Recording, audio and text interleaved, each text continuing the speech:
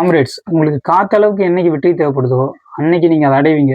இதை தவிர வெற்றிக்கு எந்த ஒரு ரகசியமும் இல்லை. அதாவது நம்மளுக்கு காத்த அளவுக்கு என்னைக்கு வெற்றி ரொம்ப முக்கியமா இருக்கோ அன்னைக்கு நம்ம அதை தேடி ஓட ஆரம்பிக்கிறோம்.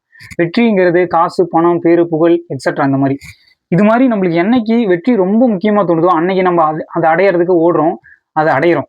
சாக்ரட்டிஸ் சொல்றாரு. சாக்ரட்டிஸா அப்படின்னா யாருன்னு கேக்குறீங்களா? ஒரு 2450 வருஷத்துக்கு முன்னாடி போமா.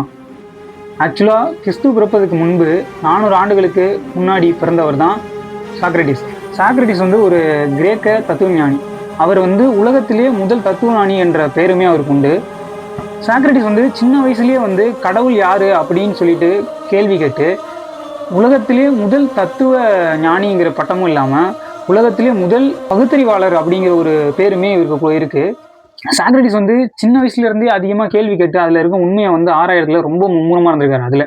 அதுல மும்முரமா இருந்ததுனால மக்கள்கிட்ட அதிகமா கொஸ்டின் கேட்டு மக்கள் இதுக்கு திருப்பி அவங்க கொஸ்டின் கேட்டாங்கன்னா இவர் வந்து அதுக்கு பதில் சொல்லாம இவர் வந்து இன்னொரு கொஸ்டின் கேட்டு அந்த கொஸ்டின் மூலயமா அவரோட பதிலை வந்து சொல்லுவாராம். அப்படி ஒரு வழக்கமாக வச்சிருந்திருக்காரு சாக்ரட்டிஸ். சாக்ரட்டிஸ் வந்து இது மாதிரி மக்கள்கிட்ட அதிகமா பேசி அவங்களுக்கு வந்து விழிப்புணர்வை தூண்ட வைக்கிறதுனால, பகுத்தறிவு தன்மை அதிகமாக புகுத்துறதுனால அவருக்கு வந்து மக்கள் கூட்டமும் இளைஞர்களோட கூட்டமும் அதிகமாகுது. இளைஞர்களுக்கு வந்து நிறைய பேர் அவர்கிட்ட போய் சீடரா போய் ஜாயின் பண்றாங்க.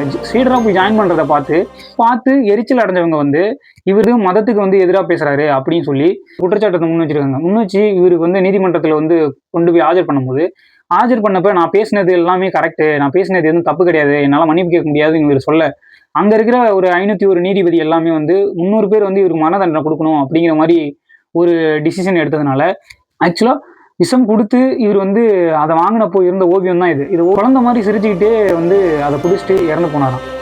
மிகப்பெரிய தத்துவ ஞானி. அவரோட தத்துவத்தை பற்றி இன்னும் வீடியோ வரும், வெயிட் பண்ணுங்க. பாய்.